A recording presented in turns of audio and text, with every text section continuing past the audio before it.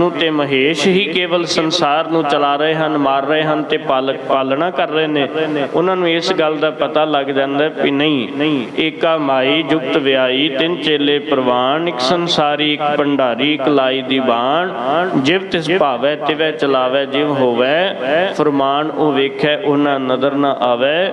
ਬਹੁਤਾ ਇਹੋ ਵਿਡਾਨ ਪਾਤਸ਼ਾਹ ਕਹਿਣਗੇ ਗੱਲ ਦੀ ਸੋਝੀ ਹੋ ਜਾਂਦੀ ਹੈ ਕਿ ਤਿੰਨ ਦੇਵਤੇ ਸੰਸਾਰ ਨੂੰ ਨਹੀਂ, ਤਿੰਨ ਦੇਵਤਿਆਂ ਨੂੰ ਕਰਤਾ ਪੁਰਖ ਚਲਾ ਰਿਹਾ।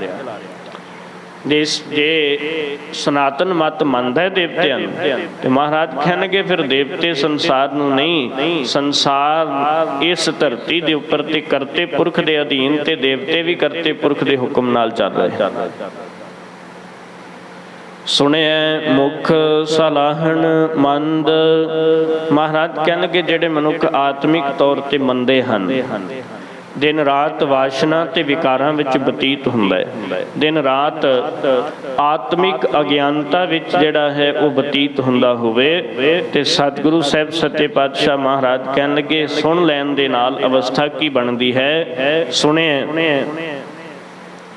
ਮੁੱਖ ਸਲਾਹਣ ਮੰਦ, ਕਹਿਣ ਲੱਗੇ ਸੁਣ ਲੈਣ ਦੇ ਨਾਲ ਮੁੱਖ ਵਿੱਚੋਂ ਸਲਾਹਨਾ ਕਰਨ ਲੱਗ ਪੈਂਦੇ ਹਨ। ਕੌਣ? ਮੰਦ। ਕਹਿਣ ਲੱਗੇ ਜਿਹੜੇ ਈਰਖਾਲੂ ਮੰਦੇ ਅਗਿਆਨੀ ਲੋਕ ਹਨ ਉਹ ਵੀ ਪਰਮੇਸ਼ਰ ਦੀ ਸਿਫਤੋ ਸਲਾਹ ਕਰਨ ਲੱਗ ਪੈਂਦੇ ਹਨ ਜੇ ਅਸਲ ਵਿੱਚ ਉਹਨਾਂ ਨੂੰ ਨਾਮ ਸੁਣ ਜਾਏ, ਜੇ ਉਹਨਾਂ ਨੂੰ ਬੰਦਗੀ ਸੁਣ ਜਾਏ, ਸਤਿਗੁਰੂ ਸਾਹਿਬ ਜੀ ਦਾ ਉਪਦੇਸ਼ ਸੁਣ ਜਾਏ ਤਾਂ ਉਹ ਅੰਦਰੋਂ ਟਿਕ ਕੇ ਕਰਤੇ ਪੁਰਖ ਦੀ ਸਿਫਤੋ ਸਲਾਹ ਕਰਨ ਲੱਗ ਪੈਂਦੇ ਹਨ। ਤੇ ਅੱਗੇ ਸਤਿਗੁਰੂ ਕਹਿਣ ਲੱਗੇ ਕਿ ਜੀਵਨ ਵਿੱਚ ਉਹਨਾਂ ਦੀ ਅਵਸਥਾ ਜਿਹੜੀ ਹੈ, ਕਿਉਂਕਿ ਇਸ ਕਰਕੇ ਸੁਣਿਆ ਮੁਖ ਸਲਾਹਣ ਮੰਦ, ਸੁਣ ਲੈਣ ਦੇ ਨਾਲ ਆਪਣੇ ਮੁਖ ਵਿੱਚੋਂ ਮੰਦੇ ਵੀ ਸਲਾਹਣਾ ਕਰਨ ਲੱਗ ਪੈਂਦੇ ਨੇ। ਤੇ ਸਤਿਗੁਰੂ ਕਹਿਣ ਲੱਗੇ ਉਹ ਕਿਵੇਂ? ਇਹ ਅਸਰ ਸਾਰਾ ਸਤਿਗੁਰੂ ਜੀ ਦੀ ਬਾਣੀ ਦਾ ਹੈ, ਉਹਦੀ ਸੰਗਤ ਕੀਤਿਆਂ ਪ੍ਰਾਪਤੀ ਹੈ। ਸਤਿਗੁਰੂ ਸਾਹਿਬ ਜੀ ਦੀ ਬਾਣੀ ਵਿੱਚ ਮਹਾਰਾਜ ਜੀ ਨੇ ਜ਼ਿਕਰ ਕੀਤਾ, ਦਾਤਾਰ ਕਹਿਣ ਲੱਗੇ ਸਤ ਸੰਗਤ ਸਭ ਤੋਂ ਵੱਡੀ ਹੈ ਔਰ ਇਸ ਸੰਗਤ ਵਿੱਚ ਬੈਠਿਆਂ ਜੇ ਬਾਣੀ ਸੁਣ ਲਈ ਤਾਂ ਫਿਰ ਉੱਥੇ ਸਤਿਗੁਰੂ ਮਹਾਰਾਜ ਜੀ ਨੇ ਇਸ ਗੱਲ ਦਾ ਜ਼ਿਕਰ ਵੀ ਕੀਤਾ ਹੈ ਕਿ ਪਿੰਗੁਲ ਪਰਬਤ ਪਾਰ ਪਰੇ ਖਲ ਚਤੁਰਭੁਜ ਕੀਤਾ, ਅੰਦਰਲੇ ਤ੍ਰਿਭਵਨ ਸੋਧਿਆ ਗੁਰ ਭੇਟ ਪੁਨੀਤਾ, ਮਹਿਮਾ ਸਾਧੂ ਸੰਗ ਕੀ ਸੁਣਹੁ ਮੇਰੇ ਮੀਤਾ, ਮੈਲ ਖੋਈ ਕੁਟ ਅਗ ਹਰੇ ਨਿਰਮਲ ਭਏ ਚੀਤਾ। ਉਹਨਾਂ ਦਾ ਅੰਦਰ ਜਿਹੜਾ ਹੈ ਉਹ ਨਿਰਮਲਤਾਈ ਦੇ ਨਾਲ, ਟਿਕਾ ਨਾਲ, ਆਤਮਿਕ ਆਨੰਦ ਨਾਲ ਭਰ ਜਾਂਦਾ ਹੈ। ਇਸ ਕਰਕੇ ਮਹਾਰਾਜ ਕਹਿਣ ਲੱਗੇ ਮੰਦੇ ਕਰਮ ਕਰਨ ਵਾਲਾ ਮਨੁੱਖ ਵੀ ਰੱਬ ਦੀ ਸਲਾਹਨਾ, ਰੱਬ ਦੀ ਬੰਦਗੀ ਕਰਨ ਲੱਗ ਪੈਂਦਾ ਹੈ। ਸੁਣਿਆ ਜੋਗ ਜੁਗਤ ਤਨ ਭੇਦ, ਕਹਿਣ ਲੱਗੇ ਨਾਮ ਨੂੰ ਸੁਣ ਲੈਣ ਦੇ ਨਾਲ ਮਨੁੱਖ ਨੂੰ ਅਸਲ ਦੇ ਵਿੱਚ ਸਾਰੀ ਦੀ ਸਾਰੀ ਯੁਕਤੀ ਪਤਾ ਲੱਗ ਜਾਂਦੀ ਹੈ। ਜੋਗ ਦਾ ਅਰਥ ਯੋਗ ਮਤ ਵੀ ਹੈ, ਯੋਗ ਦਾ ਅਰਥ ਪ੍ਰੇਮ ਵੀ ਹੈ। ਕਹਿਣ ਲੱਗੇ ਪ੍ਰੇਮ ਨੂੰ ਸੁਣ ਲੈਣ ਦੇ ਨਾਲ ਪ੍ਰੇਮ ਨੂੰ ਕਮਾਉਣ ਦੀ ਯੁਕਤੀ ਪ੍ਰਾਪਤ ਹੋ ਜਾਂਦੀ ਹੈ। ਸਤਿਗੁਰੂ ਕਹਿਣ ਲੱਗੇ ਔਰ ਤਨ ਦੀ ਯੁਕਤੀ ਕਿਵੇਂ, ਇਹ ਤਨ ਪ੍ਰਸੂਤ ਹੋਇਆ ਕਿਵੇਂ, ਗਿਆਨ ਇੰਦਰੇ ਕਿਵੇਂ, ਕਰਮ ਇੰਦਰੇ ਕੰਮ ਕਰ ਰਹੇ ਨੇ। ਤਨ ਭੇਦ, ਕਹਿਣ ਲੱਗੇ ਤਨ ਸਰੀਰ ਦਾ ਭੇਦ ਉਹਨੂੰ ਆ ਜਾਂਦਾ ਹੈ ਕਿ ਮਨ ਕੀ ਹੈ, ਬਚਨ ਕੀ ਹਨ, ਕਰਮ ਕੀ ਹਨ, ਇੱਥੋਂ ਤੱਕ ਪੰਜ ਵਿਕਾਰ ਕੀ ਨੇ, ਪੰਜ ਦੋਖ ਕੀ ਨੇ, ਇੱਥੋਂ ਤੱਕ ਕਿਉਂਕਿ ਪੰਜ ਵਿਕਾਰ ਕਾਮ ਕ੍ਰੋਧ ਲੋਭ ਮੋਹ ਅਹੰਕਾਰ, ਪੰਜ ਦੋਖ ਕੀ ਨੇ। ਪੰਜ ਦੋਖਾਂ ਦਾ ਜ਼ਿਕਰ ਕਰੀਏ ਤੇ ਉਹਦੇ ਵਿੱਚ ਸੱਪ ਸ਼ਬਦ ਸਪਰਸ਼ ਰੂਪ ਰਸ ਤੇ ਗੰਧ ਆਉਂਦਾ ਹੈ। ਇਹ ਪੰਜ ਦੋਖ ਨੇ। ਤੇ ਸਤਿਗੁਰੂ ਸਾਹਿਬ ਸੱਚੇ ਪਾਤਸ਼ਾਹ ਮਹਾਰਾਜ ਕਹਿਣਗੇ ਤਨ ਦਾ ਭੇਦ ਜਿਹੜਾ ਹੈ ਉਸ ਮਨੁੱਖ ਨੂੰ ਪਤਾ ਲੱਗ ਜਾਂਦਾ ਹੈ। ਉਹ ਆਤਮਿਕ ਅਵਸਥਾ ਵਿੱਚ ਸਾਰੇ ਦੇ ਸਾਰੇ ਸਰੀਰ ਦੀ ਗਤੀਵਿਧੀ ਪਹਿਚਾਣ ਲੈਂਦਾ ਹੈ। ਮਹਾਰਾਜ ਅੱਗੇ ਜ਼ਿਕਰ ਕਰਦਿਆਂ ਕਹਿੰਦੇ ਨੇ ਨਾਨਕ ਭਗਤਾਂ ਸਦਾ ਵਿਗਾਸ। ਸਤਿਗੁਰੂ ਪਾਤਸ਼ਾਹ ਕਹਿਣਗੇ ਇਹ ਨਾਨਕ ਦੀ ਭਗਤਾਂ ਦੇ ਮਨ ਵਿੱਚ ਸਦਾ ਵਿਗਾਸ ਹੈ, ਸਦਾ ਹੀ ਆਨੰਦ ਹੈ, ਸਦਾ ਹੀ ਖੇੜਾ ਹੈ। ਕਿਵੇਂ? ਮਹਾਰਾਜ ਕਹਿਣਗੇ ਸੁਣਿਆ ਦੁੱਖ ਪਾਪ ਕਾ ਨਾਸ, ਕਿਉਂਕਿ ਉਹ ਸੁਣ ਰਹੇ ਹਨ ਕਰਤੇ ਪੁਰਖ ਨੂੰ, ਉਹਦੇ ਨਾਮ ਨੂੰ, ਉਹਦੇ ਉਪਦੇਸ਼ ਨੂੰ, ਤੇ ਸੁਣ ਲੈਣ ਦੇ ਨਾਲ ਉਹਨਾਂ ਦੇ ਜੀਵਨ ਵਿੱਚ ਦੁੱਖਾਂ ਤੇ ਪਾਪਾਂ ਦਾ ਨਾਸ਼ ਹੋ ਰਿਹਾ ਹੈ। ਦੁੱਖ ਤੇ ਕਲੇਸ਼ ਜਿਹੜੇ ਹਨ ਉਹਨਾਂ ਦੇ ਜੀਵਨ ਵਿੱਚੋਂ ਨਾਸ਼ ਹੋ ਰਹੇ ਨੇ। ਇਸ ਕਰਕੇ ਸਤਿਗੁਰੂ ਸਾਹਿਬ ਸੱਚੇ ਪਾਤਸ਼ਾਹ ਮਹਾਰਾਜ ਜੀ ਨੇ ਸੁਣਨ ਦੀ ਬਿਰਤੀ ਨੂੰ ਸਭ ਤੋਂ ਵੱਡਾ ਆਖਿਆ। ਇਸ ਕਰਕੇ ਮਹਾਰਾਜ ਜੀ ਨੇ ਗੁਰਬਾਣੀ ਵਿੱਚ ਵੀ ਕਿਹਾ ਸੀ, ਗਾਵੋ ਸੁਣੋ ਪੜ੍ਹੋ ਨਿਤ ਭਾਈ, ਗੁਰ ਪੂਰੈ ਤੂੰ ਰਾਖਿਆ। ਮਹਾਰਾਜ ਕਹਿਣਗੇ ਇਸ ਕਰਕੇ ਮਨੁੱਖ ਦੇ ਜੀਵਨ ਵਿੱਚ ਇਹ ਗੱਲ ਸੁਣਾਈ ਦੇਣੀ ਚਾਹੀਦੀ ਹੈ ਕਿ ਜੋ ਅਸੀਂ ਪੜ੍ਹ ਰਹੇ ਹਾਂ ਉਹਨੂੰ ਅੰਦਰ ਸੁਣਨਾ ਵੀ ਜ਼ਰੂਰੀ ਹੈ, ਉਹਨੂੰ ਸੁਰਤ ਕਰਕੇ ਸੁਣੀਏ ਵੀ। ਇਸ ਕਰਕੇ ਸਤਿਗੁਰੂ ਸੱਚੇ ਪਾਤਸ਼ਾਹ ਮਹਾਰਾਜ ਨੇ ਸੁਣਨ ਦੀਆਂ ਜਪਜੀ ਸਾਹਿਬ ਦੇ ਵਿੱਚ ਕੇਵਲ 4 ਪੌੜੀਆਂ ਦਾ ਜ਼ਿਕਰ ਕੀਤਾ। ਕੇਵਲ ਸੁਣ ਲੈਣਾ ਹੀ ਸਭ ਤੋਂ ਵੱਡੀ ਖੇਡ ਨਹੀਂ ਹੈ। ਸੁਣ ਲੈਣ ਦੇ ਨਾਲ ਤੇ ਗਿਆਨ ਆ ਗਿਆ ਨਾ, ਟਿਕਾ ਆ ਗਿਆ, ਤੇ ਸੁਣਨ ਤੋਂ ਅਗਲੀ ਅਵਸਥਾ ਵੀ ਆਉਂਦੀ ਹੈ, ਉਹਦਾ ਵੀ ਸਤਿਗੁਰੂ ਸਾਹਿਬ ਜੀ ਨੇ ਜ਼ਿਕਰ ਕੀਤਾ ਹੈ। ਅੱਗੇ ਮਹਾਰਾਜ ਜੀ ਜ਼ਿਕਰ ਕਰਦੇ ਹਨ, ਸੁਣਿਆ ਸਤ ਸੰਤੋਖ ਗਿਆਨ। ਮਹਾਰਾਜ ਕਹਿਣਗੇ ਸੁਣ ਲੈਣ ਦੇ ਨਾਲ ਅੰਦਰ ਸਤ ਪ੍ਰਵੇਸ਼ ਕਰ ਜਾਂਦਾ ਹੈ, ਸੰਤੋਖ ਜ਼ਿਕਰ ਕਰ ਦਿੰਦਾ, ਅੰਦਰ ਸੰਤੋਖ ਆ ਜਾਂਦਾ ਹੈ, ਅੰਦਰ ਗਿਆਨ ਪ੍ਰਗਟ ਹੋ ਜਾਂਦਾ ਹੈ, ਮਨੁੱਖ ਗਿਆਨੀ ਹੋ ਜਾਂਦਾ ਹੈ। ਗਿਆਨ ਕਿਸ ਚੀਜ਼ ਦਾ ਆ ਜਾਂਦਾ ਹੈ? ਕਹਿਣਗੇ ਸਤ ਦਾ ਗਿਆਨ ਆ ਜਾਂਦਾ ਹੈ, ਸੰਤੋਖ ਦਾ ਗਿਆਨ ਆ ਜਾਂਦਾ ਹੈ। ਇਸ ਕਰਕੇ ਪਾਤਸ਼ਾਹ ਕਹਿਣਗੇ ਉਹ ਸਤ ਨੂੰ ਵੀ ਜਾਣ ਲੈਂਦਾ ਹੈ ਕਿ ਸੰਸਾਰ ਤੇ ਸਤ ਹੈ ਕੀ। ਸੰਤੋਖ ਦਾ ਵੀ ਜ਼ਿਕਰ ਅੰਦਰ ਪ੍ਰਗਟ ਕਰ ਲੈਂਦਾ ਹੈ ਕਿ ਇੱਥੋਂ ਤੱਕ ਮਹਾਰਾਜ ਜੀ ਨੇ ਗੁਰਬਾਣੀ ਵਿੱਚ ਵੀ ਕਿਹਾ ਕਿ ਸੰਤੋਖ ਦਾ ਅਰਥ ਕੀ ਹੈ।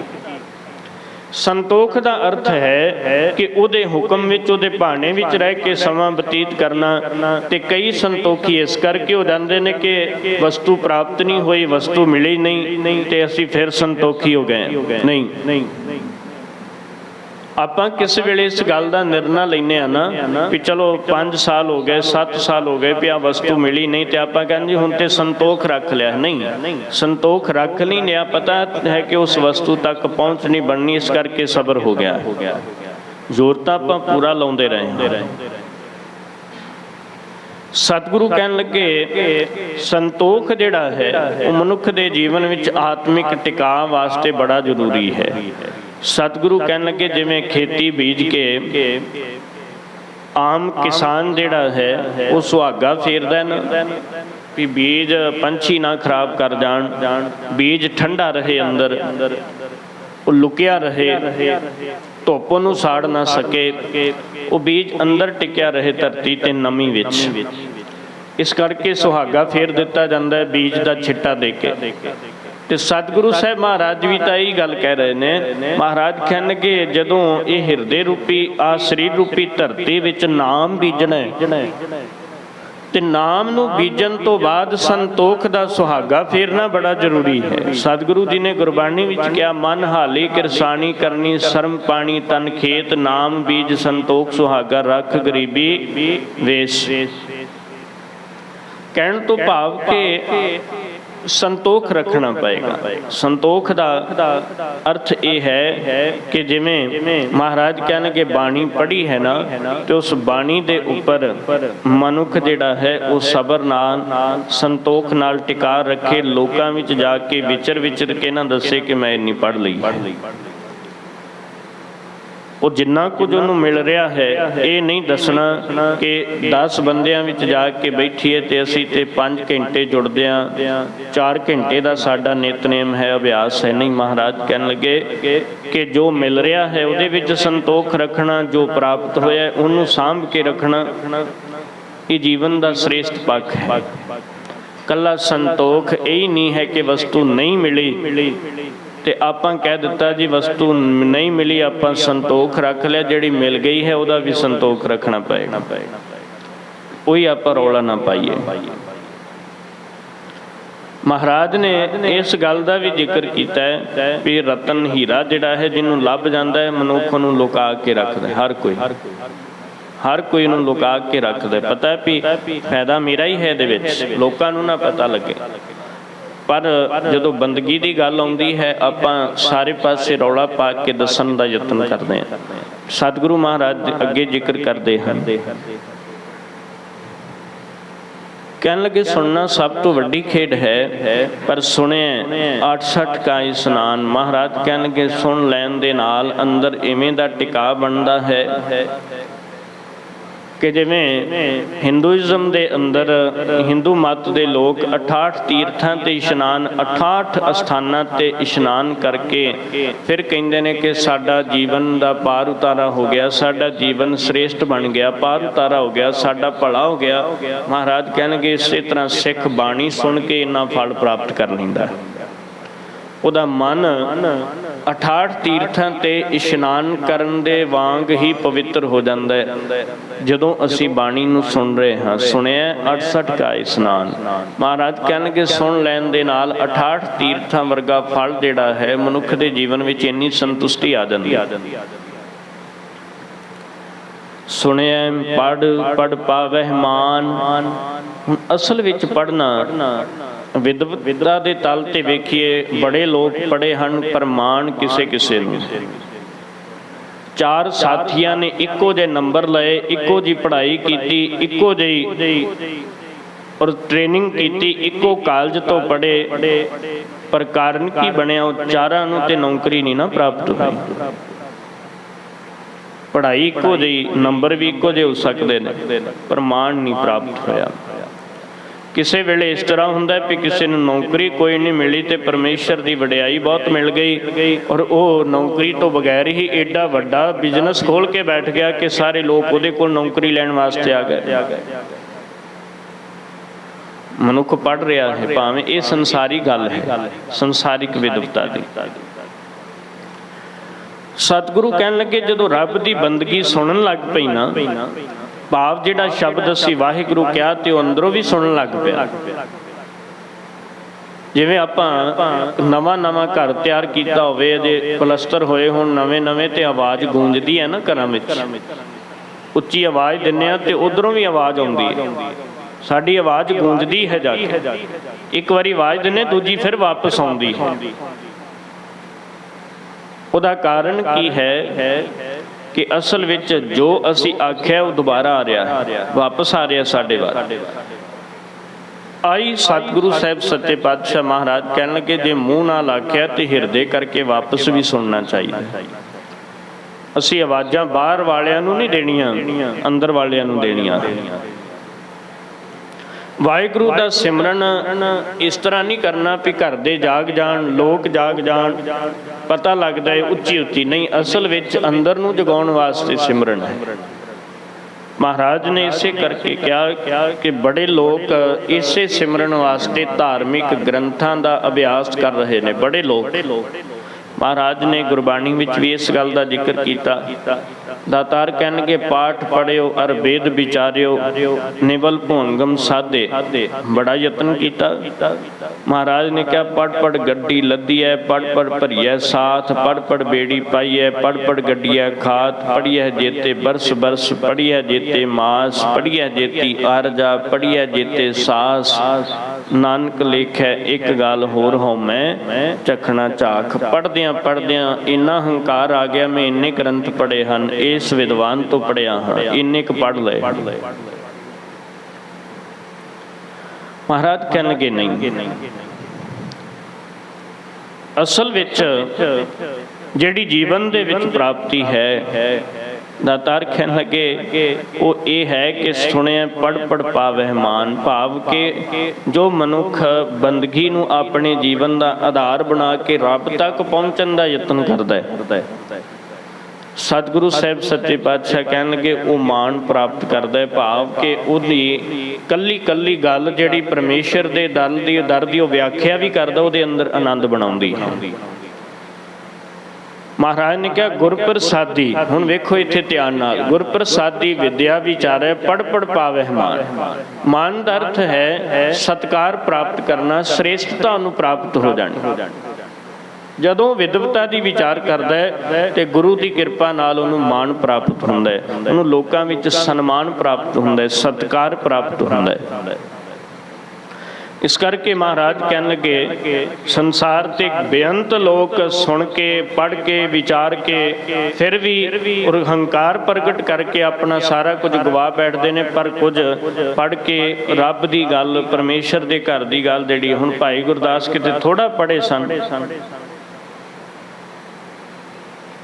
इन्ने विद्वान सन कि गुरु अर्जन देव जी ने जो गुरु ग्रंथ साहिब जी की संपादना की तो भाई गुरदास साहिब जी ने कहा सी जिहड़ियां तुसीं अपणियां वारां की रचना की है लैके आओ, जिहड़ियां वारां तुसीं लिखियां ने वो लैके आओ, असी उन्होंने गुरु ग्रंथ साहिब विच दर्ज करना है, वो बहुत ज़्यादा श्रेष्ठ ने। ते भाई गुरदास साहिब जी ने गल कह दी सी, आखन लगे महाराज मेरी इन्नी हैसियत नहीं कि मैं गुरु के बराबर बह सकां, क्योंकि मालक मालक हुंदा है, नौकर नौकर हुंदा है, चेला चेला ही हुंदा है। सतगुरु असल विच जे चेला मालक के बराबर बैठ जाए तो चेले की रिस्पैक्ट ते इज्जत ते पदवी ते मान खत्म हो जाता है। खसमे करे बराबरी फिर गैरत अंदर पाए। सतगुरु ने 3 बारी आख्या, अखीर चरनी घुट के फड़ ले, नहीं महाराज तुहाडे चरनां विच ही जगह चाहिए है, होर नहीं। फिर महाराज ने वडियाई दे के क्या, हुण मान किवें प्राप्त हुंदा है। विद्वान बड़े सन, निमरता भी बड़ी है, हंकार नहीं सी। हुण सतगुरु साहिब सच्चे पातशाह ने मान किवें दिता। भाई गुरदास साहिब कहण लगे महाराज चरनां विच ही जगह दिओ, तुहाडे बराबर नहीं बैठना। ते सतगुरु कहन लगे भाई गुरदास इन्ना प्रेम, इन्नी निमरता, इन्ना समर्पण, इन्ने विद्वान हो के भी हंकार नहीं। लो अज तो बाद बचन कीता, गुरु ग्रंथ साहिब सच्चे पातशाह जी की बाणी देखो अर्थ व्याख्या करनी होवेगी, जां गुरु ग्रंथ साहिब की बाणी देखो अर्थ विचारना चाहुंदा होवेगा, सब तो पहला उन्हूं तुहाडीआं वारां पढ़नियां पैणगीआं, क्योंकि तुहाडी बाणी गुरु ग्रंथ साहिब जी की व्याख्या होवेगी। सतगुरु साहिब जी ने उत्थे बचन कीता सी, गुरु ग्रंथ साहिब का ज्ञान एक ताला है, तुहाडी उचारण कीती हुई है बाणी वारां दे रूप दे विच गुरु ग्रंथ साहिब जी दे ताले रूप ज्ञान नूं खोलण वाली चाबी होवेगी। ये शब्द वरत्या सी कि सतगुरु साहिब सच्चे पातशाह महाराज ने बचन कीता सी, गुरु ग्रंथ साहिब का ज्ञान ताले दे समान भेद विच बंद है, ते उस भेद नूं खोलण वास्ते तुहाडी बाणी चाबी होवेगी। ये पदवी प्राप्त हुई। महाराज कहण लगे सुनिया अगली अवस्था सुन लैण दे नाल लग गए सहज ध्यान, कहण लगे सहज अवस्था विच ही यतन करके नहीं कि अखां चढ़ा के बंदा बैठा रहे, अखां भी थक जांदियां ने, दर्द करन लग पैंदियां ने, भी शायद ध्यान लगदा है, इवें नहीं। महाराज कहणगे सहज अवस्था विच ही ध्यान लगदा है, सुरत जोर नाल नहीं तां जांदी, अभ्यास नाल सुरत अपने आप करते पुरख दे आनंद विच लीन हुंदी है। इस करके आपां इस शब्द नूं उचारण किसे कई सुणीए करी जांदे हन, सुनिए का अर्थ होर तब्दील हो जाता है, क्योंकि सुनिए का अर्थ है सुन लिया, ते सुनिया का अर्थ है सुन लैण दे नाल।